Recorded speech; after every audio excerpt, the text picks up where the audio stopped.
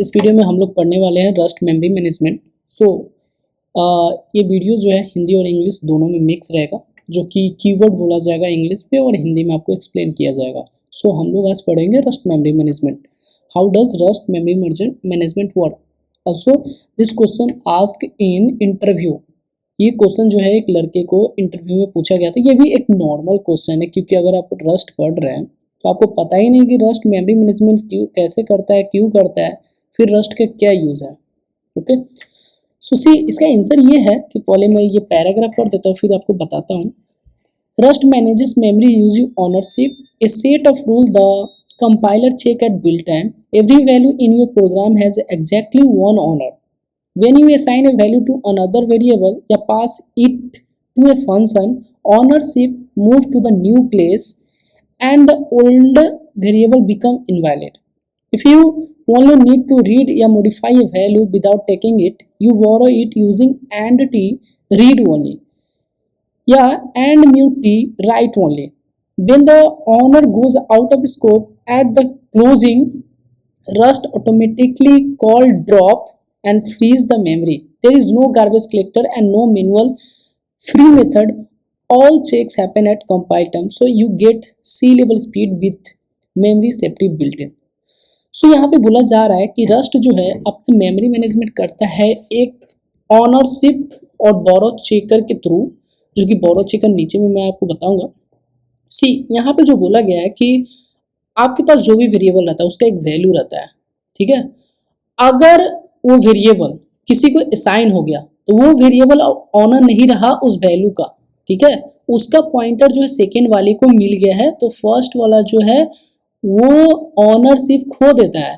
तो वहाँ पे क्या करता है रस्ट का कंपाइलर ऑटोमेटिक चेक कर लेता है, अगर उसके पास कोई वैल्यू नहीं तो उसको हटा देता है, ठीक है।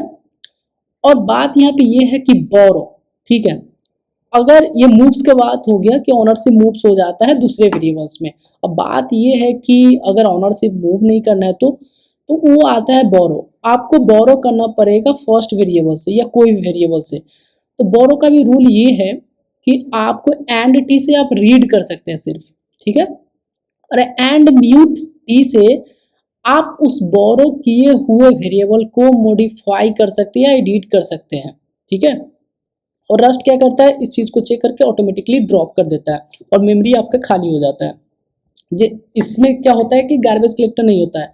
वही आपके अदर लैंग्वेजेस जैसे जावास्क्रिप्ट हो गया, उसमें गार्बेज कलेक्टर होता है जो ऑटोमेटिक ये चीज़ करता है, और कभी कोई भूल जाता है तो वही आपको मैक्सिमम स्टैक वाला इशू आता है, ठीक है। तो ये रस्ट में होता ही नहीं। रस्ट क्या करता है, आपका जब आप कार्गो रन करेंगे या बिल्ड करेंगे उसी टाइम पे ये चेक करके सब कुछ कर देगा। लेकिन जावास्क्रिप्ट में क्या होता है, वो रन टाइम में करेगा, आपका वो प्रोग्राम चला देगा, उस समय वो एरर थ्रो करता है, जो कि रस्ट में नहीं होता है, ठीक है।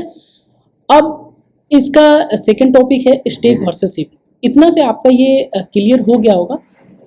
अब नीचे पढ़ते इसको डिटेल में, ठीक है। Stack versus heap.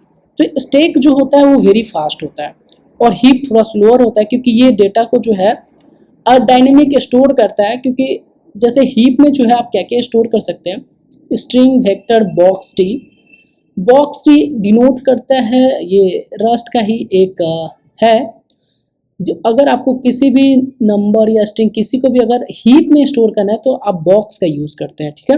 और स्टैक में क्या क्या यूज़ होता है, i32 बुलियन और character, that is number, Boolean, character, कुछ भी जो कल होकर के बड़ा ना हो, उसका साइज फिक्स हो, वो स्टैक में यूज़ होता है। और स्टैक में आपका पॉइंटर भी रहता है, आपके हीप का जो भी डेटा उसका एक आईडी होता है जिसे पॉइंटर बोलते हैं, जो कि स्टैक में होता है। अब यहाँ पे बोला जा रहा है who free it, automatic free हो जाता है स्टैक का। ऑटोमेटिक व्हेन स्कोप एंड्स, जो आपका ऑनरशिप वाला है वो स्कोप खत्म तो इसका डेटा भी खत्म। Automatic when owner is drop, ये सेम, ये दोनों सेम काम करता है। और cost to create almost free है, नीड मैनुअल एलोकेशंस। हाँ, ये जो है यहाँ पे ऑटोमेटिक काम होता है, आपका स्टैक से डेटा जो है रस्ट आपको ऑटोमेटिक हटा देता है। लेकिन अगर आप डेटा स्टोर कर रहे हैं हीप में तो आपको उसको हटाना भी पड़ेगा। नीड्स मेमोरी एलोकेशन, ठीक है। तो ये मेमोरी एलोकेशन होता है बॉक्स के थ्रू, या बहुत सारे स्मार्ट पॉइंटर्स हैं जो कि आपको नीचे में मिलेगा। उससे हम लोग क्या करते हैं, हीप में डेटा को स्टोर एंड रिमूव करते हैं। एक मिनट मैं आपको दिखा रहा हूँ। शायद ये स्मार्ट पॉइंटर्स यहाँ से हट गया है आई थिंक। ठीक है ठीक है ठीक है, कोई बात नहीं है। हाँ ठीक है, कोई बात नहीं है। तो ये हमारा ऐसा होता है जो कि अब यहाँ पे देख लेते हैं how stack and heap connect. A string is not a one block of memory, it is two parts, A small handle on the stack and the actual text on the heap.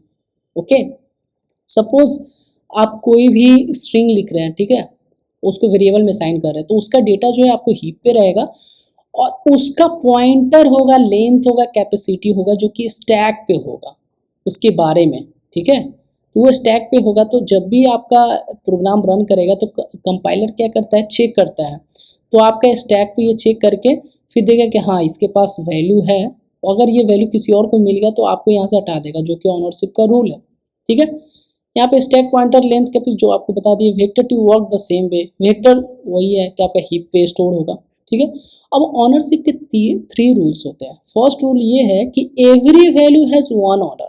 ठीक है, ये Rust का concept है कि every value has one owner, there can be only one owner at a time. ठीक है, मतलब कोई भी चीज का एक टाइम पे एक ही ऑनर हो सकता है।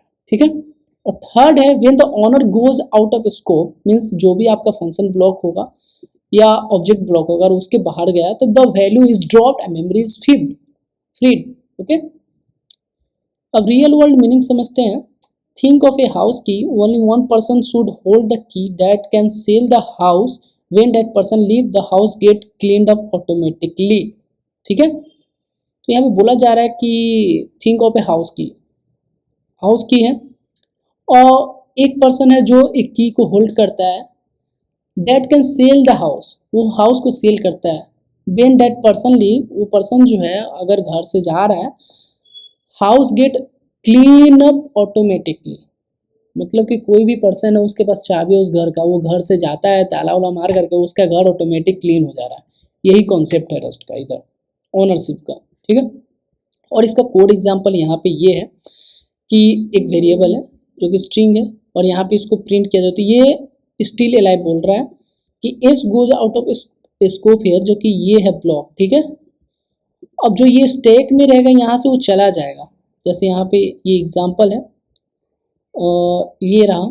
ठीक है, तो बिफोर एस इज, अच्छा ये S1 इधर का है। ठीक है, यहाँ का नहीं दिया गया, तो एस जो है यहाँ पे आ गया और ये क्या करेगा, मेमोरी जो है इसको ड्रॉप कर देगा और ये एग्जीक्यूट हो गया। उसके बाद मेमोरी अपने स्टैक से इसको हटा देगा, ड्रॉप आउट में। हीप मेमोरी इज फ्रीड, क्योंकि ये डेटा हीप में रहेगा और ये स्टैक में रहेगा, तो ये फ्री कर देता है। You never call free rust insert the clean up at the closing, ये रस्ट ऑटोमेटिक करता है इस फंक्शन से, जो कि हम लोगों को नहीं करना। अब मूव सिमेंटिक के बात करते हैं। When you assign A heap type to the another variable, rust move ownership, it copy the 24-bit handle, the heap data does not move, the old variable become dead, the compiler block any use of it। ठीक है, before क्या था कि S1 एक honour था। ठीक है, जो कि यहाँ पे ये ऑनर S1 का डेटा मूव हो गया S2 में। ठीक है, ऑनरशिप मूव, तो यहाँ से ऑनरशिप भी मूव हो गया। अगर हम लोग S2 को प्रिंट करते तो ये वैलिड ऑनर है। ठीक है, और ये क्या करेगा, इसके बाद S2 को ड्रॉप कर देगा, S2 drop here and heap freed once. ठीक है, तो यहाँ से हीप जो है हट जाएगा। अब यहाँ पे बोला जाए why S1 must die, if both S1 and S2 we are alive both would try to free the same heap block, that is a double free, a serious bug, Rust stop this at compile time. ठीक है, अगर ये alive रहा, S1 और S2 दोनों रहा, तो rust जो ये कंपाइल टाइम पे आपको रोक देगा। तो यहाँ से इसका वैल्यू इधर आ जाता है, तो values goes out of scope, then that variable become invalid, और ये ऑटोमेटिक आपके मेमोरी से हट जाएगा। तो ये सिर्फ बचेगा और ये एग्जीक्यूट होने के बाद ये सब हट जाएगा। ठीक है, तो ये मूव का हम लोग समझ गए हैं। मूव का एक और एग्जाम्पल है जहाँ पे ये प्रोसेस है, मैसेज पास कर रहा है, जो कि message move into function, move हो गया यहाँ से यहाँ पे, तो मैसेज यहाँ पे आ गया है, data drop here heap freed inside function. ये कॉल होने के बाद डेटा ये फ्री हो जाएगा आपके हीप से। ठीक है, मूव कॉपी वर्सेस क्लोन। तो मूव का आपने समझ लिया, कॉपी क्या करता है, full bitwise copy stack type only still alive. तो कॉपी क्या करता है मैं आपको बता देता हूँ कि अगर आपको ए जो है ये 10 है और बी जो है यहाँ से मूव हो गया तो ए बी ये बोथ अलाइव होगा, ठीक है। और क्लोन जो है ये स्ट्रिंग आ गया और ये क्लोन करेगा तो न्यू हीप बफर, मतलब एक हीप पे न्यू डेटा क्रिएट हो जाएगा डुप्लीकेट, मतलब हाई हाई 2 बार हो जाएगा, v1 को भी मिलेगा और v2 को भी इसका क्लोन मिलेगा, इसका भी डेटा हीप पे मिल जाएगा। बोरोइंग आप समझते हैं, you don't always need to move ownership, you can borrow, give temporary access without giving up ownership, ठीक है। इम्यूटेबल बोरो समझते हैं कि रीड ओनली क्या होता है, जो कि यहाँ पे टॉपिक में ऑलरेडी बताया गया था। तो बोरो आपको दिखाते हैं कहाँ क्या, ये ठीक है। सो ये बोल रहा है read only access, owner keep the value, many anti borrow allowed at a same time. तो बोला जा रहा है कि आप बोरो मल्टीपल कर सकते हैं लेकिन एक टाइम पे एक ही राइट होता है, जो कि आगे का आएगा म्यूटेशन में आएगा इसका यहाँ पे। तो यहाँ पे देखते हैं पहले इसका एग्जाम्पल, ये एक फंक्शन है प्रिंट एलन का और यहाँ पे जो है एक मैसेज है हेलो, और प्रिंट एलन में क्या है ये मैसेज को बोरो किया जा रहा है जो कि एंड रेफरेंस के थ्रू, ठीक है। एंड टी इसका डिनोशन है जिससे हम लोग इसको डिनोट करते हैं, एंड लगा करके वेरिएबल नेम रखते हैं। तो ये आपका हो जाता है एक बोरो, इससे इसको किया और ये रेफरेंस बन जाता है, ठीक है। और फिर हम लोग अगर प्रिंट एलन इसको करेंगे तो ये दोनों ये प्रिंट होगा क्योंकि ये वैलिड है, इसका ऑनरशिप चेंज नहीं हुआ है, ये जो है टेम्पररी डेटा लिया है इससे, ठीक है। तो अब ये दोनों ऑनर बन गया है, टेम्पररी ये टेम्पररी ऑनर है। अब यहाँ पे जाकर के हम लोग करेंगे तो ये रीड ओनली का है तो ये डेटा देगा जो कि वैलिड है, ठीक है। अब ये म्यूटेबल बोरो आता है जो कि रीड एंड राइट दोनों करता है, ठीक है। Owner keep the value, only one and mute allow at a time, जो कि मैंने आपको बोला था कि म्यूटेशन एक बार में एक टाइम ही होगा और रीड हम लोग मल्टीपल टाइम्स कर सकते हैं। आप जो सेम वेरिएबल को जो है हजारों लाखों को बोरो के लिए दे सकते हैं लेकिन म्यूट एक ही कर पाएंगे एक टाइम पे। जिसका एग्जांपल ये हम लोग फंक्शन है, ये मैसेज हेलो है और ये ऐड कलम में ये म्यूट कर दिया, ये भी म्यूट होना चाहिए तभी जाके ये म्यूटेशंस होगा। तो एंड म्यूट किया, मैसेज पास कर दिया, मैसेज में क्या है कि ऐसा है, यहाँ से लेकर के ये पुश कर दिया जो कि हेलो और ये इंपॉर्टेंट का मार्क्स ये काम करेगा और बोरो इंड हेयर है, ये एग्जीक्यूट होने के बाद इंड हो जाएगा। तो ये जब मैसेज को हम लोग ये करेंगे तो ये वैलिड है क्योंकि ऑलरेडी इसका ओनरशिप ट्रांसफर नहीं हुआ, ये बोरो किया प्लस में इसको एक्सेस भी ले लिया कि हम इसको राइट भी कर सकते हैं, वो हुआ, ठीक है। जैसे व्हाट्सएप पे एक फीचर होता है एडमिन का, अगर हम सेकेंड एडमिन बनाएंगे किसी को तो ग्रुप का नेम डिस्क्रिप्शन किसी को अप्रूव डिसअप्रूव कर सकता है लेकिन एक्चुअली में सेकेंड ओनर वो होता है, लेकिन मेन ओनर जो है उसको हटा भी सकता है, ठीक है। तो एक छोटा सा एग्जांपल है, अब ये गोल्डन रूल बता रहा है at any moment you can have either many entity share read या only one and mutually exclusive right, never both never two. मतलब ये बोल रहा है कि आप एक टाइम पे जो है ना मल्टीपल रीड कर सकते हैं लेकिन मल्टीपल राइट नहीं कर सकते हैं, ठीक है। अब देखते हैं अलाउड सिचुएशन, यस बोला जा रहा है कि 5 into anti at the same time, मतलब 5 वेरिएबल को आप एक बार में 5 या अनलिमिटेड इन्फिनिटी एक टाइम पे आप सेम टाइम पे उसको एक्सेस दे सकते हैं। 1 इंटू एंड म्यूट एलोन, मतलब कि आप म्यूटेशन सिर्फ एक म्यूटेबल बोरो को एक बार में एक ही टाइम पे कर सकते हैं, ठीक है। और एंड टी प्लस म्यूटेशन ये नहीं कर सकते हैं, टू म्यूटेशन एक बार में ये भी नहीं कर सकते हैं, मतलब रीड राइट नहीं कर सकते आप एक बार में, ठीक है। कि रीड भी कर रहा है राइट भी उसी को कर रहा है तो दिक्कत हो जाएगा। ये है रस्ट का रूल्स जो कि बोरो चेकर का 3 रूल्स होता है, उसी का ये कॉन्सेप्ट है। तो ये बोरो यहाँ पे कंप्लीट हो गया। अब यहाँ पे देखते हैं multiple return do not conflict but a writer and reader या 2 writer at the same time cause data corruptions, rust block this at compile time, okay ठीक है। तो ये हम लोग समझ गए हैं। अनदर ये इसका एग्जांपल है, मैं आपको ये कोड दे दूंगा, आप यहाँ से पढ़ सकते हैं। अब ये क्या बोला है, Rust must not outlive the owner, borrow can not alive longer than the data is pointed, ठीक है ठीक है। अब बात करते हैं कि ये ड्रॉप जो कि ऑटोमेटिकली रस्ट कॉल करता है, ये एक्चुअली में होता है क्या, कैसे काम करता है। When A value goes out of scope rust call drop, drop method automatically this free heap memory and closes file socket and locks. Create value, use value, scope ends, drop free memory.